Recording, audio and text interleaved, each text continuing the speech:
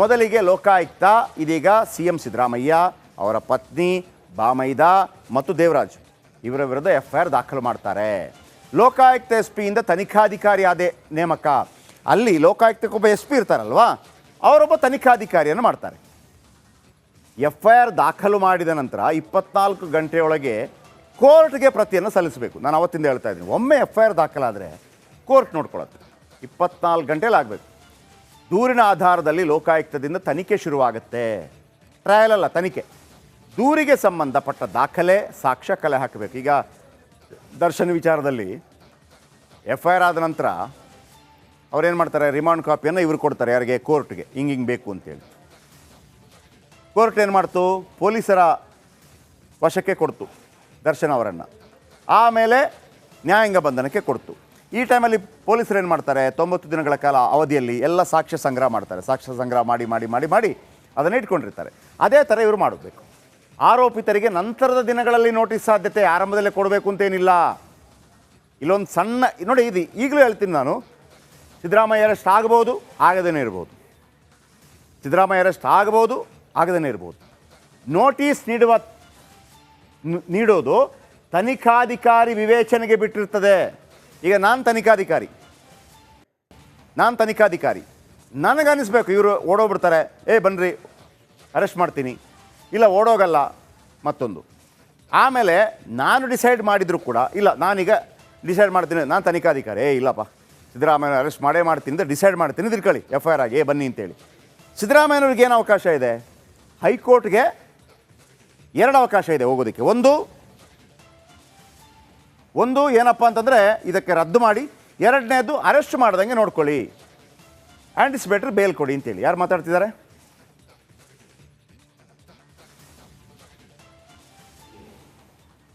ಇವತ್ತು ನಿಮ್ಮ ಬಡತನ ಏನು ಅಂತಕ್ಕಂಥದ್ದನ್ನು ತೋರಿಸ್ಕೊತಾ ಇದ್ದೀರಿ.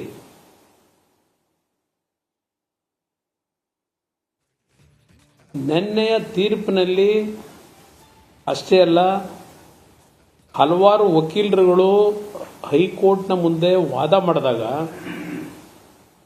ಎಳೆಯಾಗಿ ಇಂಚಿಂಚು ಈ ಪ್ರಕರಣದ ಬಗ್ಗೆ ನಾಡಿನ ಕನಿಷ್ಠ ರಾಜಕೀಯದ ಕಾನೂನಿನ ತಿಳುವಳಿಕೆ ಇಲ್ಲದೆ ಇರತಕ್ಕಂಥವನಿಗೂ ಅರ್ಥವಾಗ್ತಕ್ಕಂಥ ರೀತಿಯಲ್ಲೇ ಕೋರ್ಟ್ ಕಲಾಪಗಳಲ್ಲಿ ನಡೆದಿರ್ತಕ್ಕಂಥದ್ದನ್ನು ನೀವುಗಳೇ ತೋರಿಸಿದ್ದೀರಿ ನಾಡಿನ ಜನತೆಗೆ. ಪಾಪ ನನ್ನ ಮೇಲೆ ಆಪಾದನೆ ಮಾಡ್ತಾ ಇದ್ದಾರೆ, ಕುಮಾರಸ್ವಾಮಿ ಹೇಳೋದು ಸರ್ಕಾರಿ ಭೂಮಿ ಹೊಡೆದಿದ್ದೀನಿ ನಾನು ಅಂತ ಈಗ ಹೇಳ್ತಾ ಇದ್ದಾರೆ. ಯಾವಾಗ ನನ್ನ ಬಗ್ಗೆ ಹೇಳ್ತೀನಿ, ಮೊದಲು ನಿಮಗೆ ಮಾಧ್ಯಮ ಕರ್ನಾಟಕ ರಾಜ್ಯದ ಜನತೆಗೂ ತಿಳಿಸ್ತೀನಿ. ಎಸ್, ಇವತ್ತು ಇನ್ನೂ 2 ಪ್ರಕರಣ ನನ್ನ ಮೇಲೆ ಇಟ್ಟಿದ್ದಾರೆ. 2 ಪ್ರಕರಣ ಇದೆ. ಒಂದು ಪ್ರಕರಣ ಸಾಯಿ ವೆಂಕಟೇಶ್ವರ, 1000 ಬಾರಿ ಹೇಳಿದ್ದೇನೆ ಸಾಯಿ ವೆಂಕಟೇಶ್ವರ ಮಿನರಲ್ಸ್ ಬಗ್ಗೆ. ಅರ್ಜಿನೇ ಆಗದೆ ಇರತಕ್ಕಂಥ ಕಂಪನಿ ಕೊಟ್ಬಿಟ್ಟಿದ್ದಾನೆ ಅಂತ ಪ್ರತಿದಿನ ಹೇಳ್ತಾರೆ. ಕುಮಾರಸ್ವಾಮಿ ಕಾನೂನು ಬಾಹಿರವಾಗಿ ಕೊಟ್ಟಿದ್ದ ಅಂತ.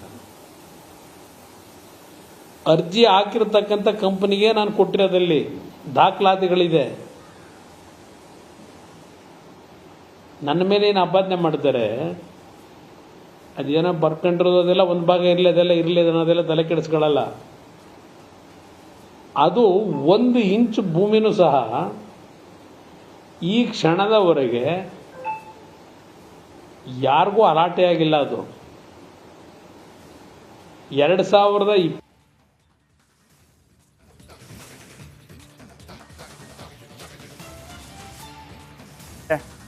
ಅವರು ತಮ್ಮ ಮೇಲೆ ಆರೋಪ ಇದೆಯಲ್ಲ. ಯಾಕೆಂದರೆ ಇದು ಯಾಕೆ ಮಾತಾಡಿದರು ಅಂತಂದರೆ, ಇವರು ಕೂಡ ಬೇಲ್ ಮೇಲೆ ಇದ್ದಾರೆ. ನಾನು ಹೇಳಿದ್ನಲ್ವ, ಲೋಕಾಯುಕ್ತ ಕೇಸಲ್ಲಿ ಸಂತೋಷ್ ಹೆಗಡೆ ವಿಚಾರಕ್ಕೆ ಸಂಬಂಧಪಟ್ಟ ಹಾಗೆ ಅವರು ರಾಜೀನಾಮೆ ಕೊಟ್ರ ಅಂತ ಸಿದ್ದರಾಮಯ್ಯ ಕೇಳಿದ್ರಲ್ವ, ಅದಕ್ಕೆ ಈ ಉತ್ತರವನ್ನು ಕೊಡ್ತಾ ಇದ್ದಾರೆ. Okay, next. ಮೊದಲಿಗೆ ಲೋಕಾಯುಕ್ತ, ಇದೀಗ ಸಿಎಂ ಸಿದ್ದರಾಮಯ್ಯ ಅವರ ಪತ್ನಿ ಬಾಮೈದ ಮತ್ತು ದೇವರಾಜ್ ಇವರ ವಿರುದ್ಧ ಎಫ್ಐಆರ್ ದಾಖಲು ಮಾಡ್ತಾರೆ. ಲೋಕಾಯುಕ್ತ ಎಸ್ ಪಿಯಿಂದ ತನಿಖಾಧಿಕಾರಿ ಆದ ನೇಮಕ. ಅಲ್ಲಿ ಲೋಕಾಯುಕ್ತಕ್ಕೊಬ್ಬ ಎಸ್ ಪಿ ಇರ್ತಾರಲ್ವಾ, ಅವರೊಬ್ಬ ತನಿಖಾಧಿಕಾರಿಯನ್ನು ಮಾಡ್ತಾರೆ. ಎಫ್ ಐ ಆರ್ ದಾಖಲು ಮಾಡಿದ ನಂತರ 24 ಗಂಟೆಯೊಳಗೆ ಕೋರ್ಟ್ಗೆ ಪ್ರತಿಯನ್ನು ಸಲ್ಲಿಸಬೇಕು. ನಾನು ಅವತ್ತಿಂದ ಹೇಳ್ತಾ ಇದ್ದೀನಿ, ಒಮ್ಮೆ ಎಫ್ ಐ ಆರ್ ದಾಖಲಾದರೆ ಕೋರ್ಟ್ ನೋಡ್ಕೊಳ್ಳುತ್ತೆ. 24 ಗಂಟೆಯಲ್ಲಿ ಆಗಬೇಕು. ದೂರಿನ ಆಧಾರದಲ್ಲಿ ಲೋಕಾಯುಕ್ತದಿಂದ ತನಿಖೆ ಶುರುವಾಗುತ್ತೆ. ಟ್ರಯಲ್ ಅಲ್ಲ, ತನಿಖೆ. ದೂರಿಗೆ ಸಂಬಂಧಪಟ್ಟ ದಾಖಲೆ ಸಾಕ್ಷ್ಯ ಕಲೆ ಹಾಕಬೇಕು. ಈಗ ದರ್ಶನ್ ವಿಚಾರದಲ್ಲಿ ಎಫ್ ಐ ಆರ್ ಆದ ನಂತರ ಅವ್ರೇನು ಮಾಡ್ತಾರೆ, ರಿಮಾಂಡ್ ಕಾಪಿಯನ್ನು ಇವ್ರು ಕೊಡ್ತಾರೆ, ಯಾರಿಗೆ? ಕೋರ್ಟ್ಗೆ. ಹಿಂಗೆ ಬೇಕು ಅಂತೇಳಿ. ಕೋರ್ಟ್ ಏನು ಮಾಡ್ತು, ಪೊಲೀಸರ ವಶಕ್ಕೆ ಕೊಡ್ತು ದರ್ಶನ್ ಅವರನ್ನು. ಆಮೇಲೆ ನ್ಯಾಯಾಂಗ ಬಂಧನಕ್ಕೆ ಕೊಡ್ತು. ಈ ಟೈಮಲ್ಲಿ ಪೊಲೀಸರು ಏನು ಮಾಡ್ತಾರೆ, 90 ದಿನಗಳ ಕಾಲ ಅವಧಿಯಲ್ಲಿ ಎಲ್ಲ ಸಾಕ್ಷ್ಯ ಸಂಗ್ರಹ ಮಾಡ್ತಾರೆ. ಸಾಕ್ಷ್ಯ ಸಂಗ್ರಹ ಮಾಡಿ ಮಾಡಿ ಮಾಡಿ ಮಾಡಿ ಅದನ್ನು ಇಟ್ಕೊಂಡಿರ್ತಾರೆ. ಅದೇ ಥರ ಇವರು ಮಾಡಬೇಕು.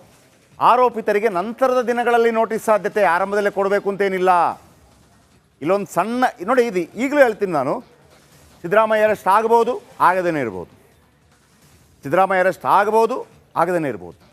ನೋಟಿಸ್ ನೀಡೋದು ತನಿಖಾಧಿಕಾರಿ ವಿವೇಚನೆಗೆ ಬಿಟ್ಟಿರ್ತದೆ. ಈಗ ನಾನು ತನಿಖಾಧಿಕಾರಿ, ನನಗನ್ನಿಸ್ಬೇಕು ಇವರು ಓಡೋಗ್ಬಿಡ್ತಾರೆ, ಬನ್ನಿರಿ ಅರೆಸ್ಟ್ ಮಾಡ್ತೀನಿ, ಇಲ್ಲ ಓಡೋಗಲ್ಲ ಮತ್ತೊಂದು. ಆಮೇಲೆ ನಾನು ಡಿಸೈಡ್ ಮಾಡಿದರೂ ಕೂಡ, ಇಲ್ಲ ನಾನೀಗ ಡಿಸೈಡ್ ಮಾಡ್ತೀನಿ, ನಾನು ತನಿಖಾಧಿಕಾರಿ, ಇಲ್ಲಪ್ಪ ಸಿದ್ದರಾಮಯ್ಯ ಅರೆಸ್ಟ್ ಮಾಡೇ ಮಾಡ್ತೀನಿ ಅಂತ ಡಿಸೈಡ್ ಮಾಡ್ತೀನಿ, ತಿಳ್ಕೊಳ್ಳಿ ಎಫ್ ಐ ಆರ್ ಆಗಿ ಬನ್ನಿ ಅಂತೇಳಿ. ಸಿದ್ದರಾಮಯ್ಯನವ್ರಿಗೆ ಏನು ಅವಕಾಶ ಇದೆ? ಹೈಕೋರ್ಟ್ಗೆ 2 ಅವಕಾಶ ಇದೆ ಹೋಗೋದಕ್ಕೆ. ಒಂದು ಏನಪ್ಪ ಅಂತಂದರೆ ಇದಕ್ಕೆ ರದ್ದು ಮಾಡಿ, 2ನೇದು ಅರೆಸ್ಟ್ ಮಾಡ್ದಂಗೆ ನೋಡ್ಕೊಳ್ಳಿ, ಆ್ಯಂಟಿಸಿಪೇಟರಿ ಬೇಲ್ ಕೊಡಿ ಅಂತೇಳಿ. ಯಾರು ಮಾತಾಡ್ತಿದ್ದಾರೆ?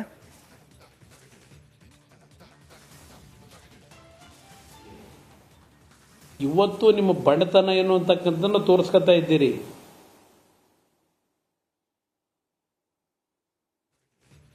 ನಿನ್ನೆಯ ತೀರ್ಪಿನಲ್ಲಿ ಅಷ್ಟೇ ಅಲ್ಲ, ಹಲವಾರು ವಕೀಲರುಗಳು ಹೈಕೋರ್ಟ್ನ ಮುಂದೆ ವಾದ ಮಾಡಿದಾಗ ಎಳೆಯಾಗಿ ಇಂಚಿಂಚು ಈ ಪ್ರಕರಣದ ಬಗ್ಗೆ ನಾಡಿನ ಕನಿಷ್ಠ ರಾಜಕೀಯದ ಕಾನೂನಿನ ತಿಳುವಳಿಕೆ ಇಲ್ಲದೆ ಇರತಕ್ಕಂಥವನಿಗೂ ಅರ್ಥವಾಗ್ತಕ್ಕಂಥ ರೀತಿಯಲ್ಲೇ ಕೋರ್ಟ್ ಕಲಾಪಗಳಲ್ಲಿ ನಡೆದಿರ್ತಕ್ಕಂಥದ್ದನ್ನು ನೀವುಗಳೇ ತೋರಿಸಿದ್ದೀರಿ ನಾಡಿನ ಜನತೆಗೆ. ಪಾಪ ನನ್ನ ಮೇಲೆ ಆಪಾದನೆ ಮಾಡ್ತಾ ಇದ್ದಾರೆ, ಕುಮಾರಸ್ವಾಮಿ ಹೇಳೋದು ಸರ್ಕಾರಿ ಭೂಮಿ ಹೊಡೆದಿದ್ದೀನಿ ನಾನು ಅಂತ ಈಗ ಹೇಳ್ತಾ ಇದ್ದಾರೆ. ಯಾವಾಗ ನನ್ನ ಬಗ್ಗೆ ಹೇಳ್ತೀನಿ, ಮೊದಲು ನಿಮಗೆ ಮಾಧ್ಯಮ ಕರ್ನಾಟಕ ರಾಜ್ಯ ಜನತೆಗೂ ತಿಳಿಸ್ತೀನಿ. ಎಸ್, ಇವತ್ತು ಇನ್ನೂ 2 ಪ್ರಕರಣ ನನ್ನ ಮೇಲೆ ಇಟ್ಟಿದ್ದಾರೆ. 2 ಪ್ರಕರಣ ಇದೆ.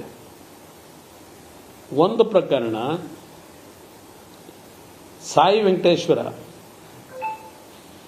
1000 ಬಾರಿ ಹೇಳಿದ್ದೇನೆ ಸಾಯಿ ವೆಂಕಟೇಶ್ವರ ಮಿನರಲ್ಸ್ ಬಗ್ಗೆ.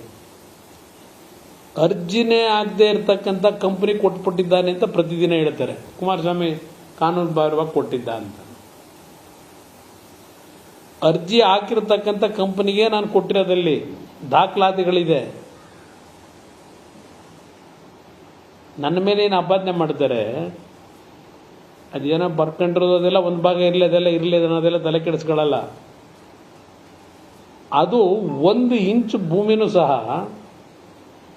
ಈ ಕ್ಷಣದವರೆಗೆ ಯಾರಿಗೂ ಅಲಾಟೆ ಆಗಿಲ್ಲ. ಅದು 2020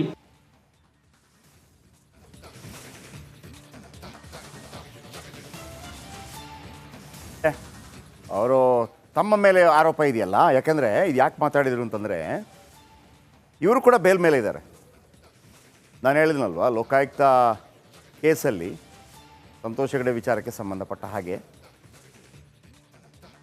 ಅವರು ರಾಜೀನಾಮೆ ಕೊಟ್ರಾ ಅಂತ ಸಿದ್ದರಾಮಯ್ಯ ಕೇಳಿದ್ರಲ್ವ, ಅದಕ್ಕೆ ಈ ಉತ್ತರವನ್ನು ಕೊಡ್ತಾ ಇದ್ದಾರೆ. Okay, next.